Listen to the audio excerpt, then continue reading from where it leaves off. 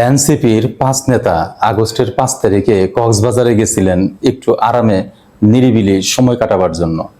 আর ঠিক ওই সময়ে দেশ টিভি একটা ভুয়া খবর ছেড়ে দেয়। খবরটা এরকম ছিল, পিটার হার্স আমেরিকার রাষ্ট্রদূত, সে আছে কক্সবাজারে আর এই ৫ নেতা গেছে তার সাথে দেখা করতে। এই ইঙ্গিতটা এরকম ছিল যে এরা ষড়যন্ত্র করতে গেছে আমেরিকার রাষ্ট্রদূতের সাথে, ষড়যন্ত্র করে এই রাষ্ট্র ক্ষমতা নিয়ে নেবে। অথচ এত ভুয়া খবর ছিল, ওই সময়ে আমেরিকার রাষ্ট্রদূত আমেরিকাতেই ছিল, ওয়াশিংটনে ছিল। আর সেই খবরটা দিল কি, সেই রাষ্ট্রদূত ছিল কক্সবাজারে, এরা গেল কক্সবাজারে ওই ষড়যন্ত্র করে রাষ্ট্র ক্ষমতা নিয়ে যাবে। আর এই খবর পেয়ে বিএনপির নেতাকর্মীরা ওই হোটেল ঘেরাও করে হাউকাউ শুরু করে।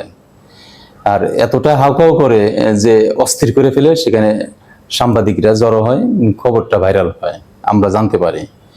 এরা এনসিপির নেতাদের পিছনে লেগে থাকে। এই নেতারা কিন্তু বলে যায় নাই তারা কোথায় যাচ্ছে, কোন হোটেলে উঠবে, চুপি চুপি গেছিল। তারপরও তারা গন্ধ নিয়ে ধীরে ধীরে ওখানে চলে গেছে। এনসিপির নেতারা বাথরুমে গেলেও মনে হয় তারা খবর নেয় কোন বাথরুমে গেলেও কতক্ষণ থাকে, কি করে, সেখানে বাথরুমে যায় না ষড়যন্ত্র করে, এই না রাষ্ট্র ক্ষমতা নিয়ে নিল। এদের ঘুম হারাম করে দিচ্ছে এনসিপি।